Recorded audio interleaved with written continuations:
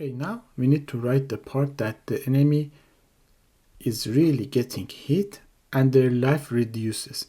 So first of all, I need to go to the fighter class and define a health for the players. So let's say that this dot health is like 100. Then down in the place where they are being hit, we need to reduce from that.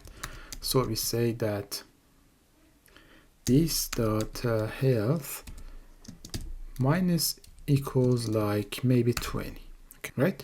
So we don't care about death for now, we're just reducing the health from them.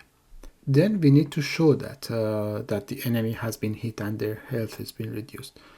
The show is happening on here, right? So let's go to the animate.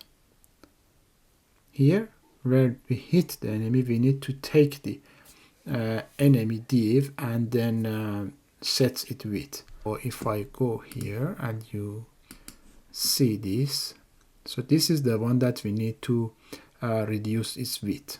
Okay, so here we can go and grab that. So document dot let's say query selector, and let me grab it from the HTML. So it would be the enemy, this one. So this, let me make this a little bit bigger, and then the first div that it has. Now here I need to style its width to be the value of the health, right? So it can be the enemy dot health and then plus like this. There might be cases that, for example, we subtract maybe like around 35 from here and the health of the enemy goes below 0. In order to avoid that to happen here, on this div, we can say that get the maximum value between the enemy health and 0, meaning that if the health is below 0, then go to 0, right? So if I go to the browser and probably trying to hit,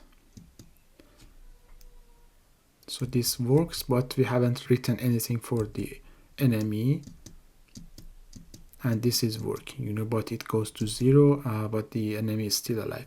We will take care about it later on, but now let's go and write the same thing for the enemy as well.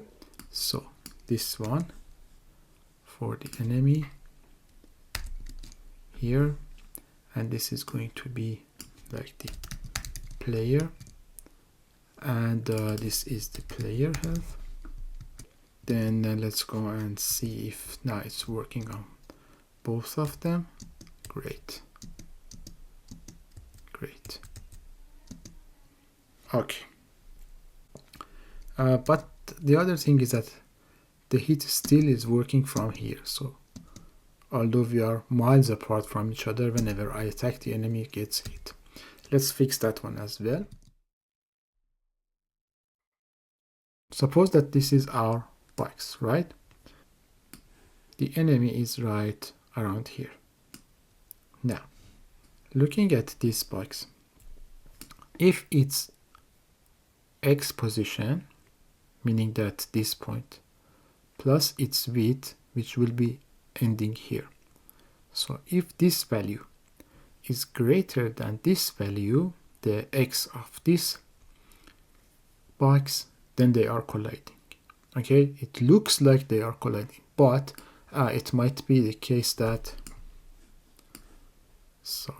it might be the case that I need to do it like this, that the attack box is here. In this case also, this value plus this is greater than this, but we need to check and see that this value, meaning the position of the box 2 plus its width, is still greater than this, meaning that they are colliding like this. So colliding like this is fine. All the way to here is fine. Fine. And when we get to here, this is not fine, right? So this is on the x-axis. The same thing goes for the y-axis. So it's fine from here. Sorry, it's not fine, meaning not hit. This is where it hits. All the way down to here, all the way, these are all hit. And here is where the player has missed, so to say. So let's go and write this as the collide function. So let's go here to our folder and close these ones so have more room. And here let's have a utils.js and basically here, right? And then here in the util we would write a function, let's call it collide, and then it would take a player 1 and player 2, right?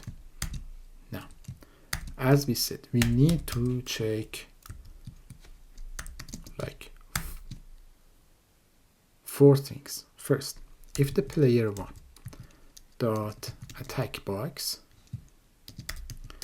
dot position dot x, right? So we are looking at this. If this plus the width of the attack box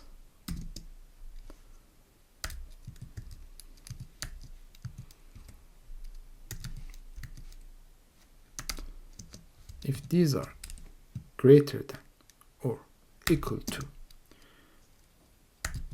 player 2's position, meaning from left,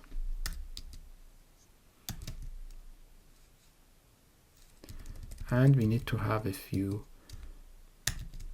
ands like this. So let me copy and paste this and do it like this.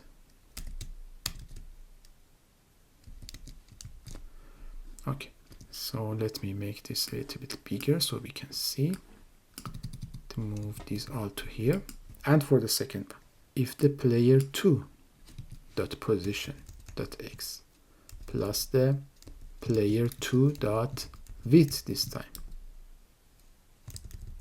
we don't need the attack box for the second one, right? Because for the second one is like the attack box is like here and the enemy is right here. If these two are greater than the player 1 dot attack box dot position dot x, and also now to the y-axis, player 1 dot attack box dot position dot y is greater plus player 1 attack box, and this time with height is greater than or equal to the player 2 position dot y, and again let me copy this because the second one is like this one, and the player 2 dot position dot y plus the player 2 dot height is greater than the player 1 dot attack box dot position dot y. In this case we say that the collide has happened. So instead of saying if, I can just say return, right? So take a look and try practicing this one so that you understand what is going on here. Okay, we wrote the util function, the collide function in the util. Now we need to use it in the main, basically here for the player and here for the enemy. So basically here, if the player is attacking and the player dot current frame is 2 and you're actually colliding the player and the enemy, Now the order is correct because we are looking at the player attacking the enemy. And let me see if it was collide or it was collides. It's collide, right? Also, we need to copy and paste it for the enemy. Now the order is reverse here.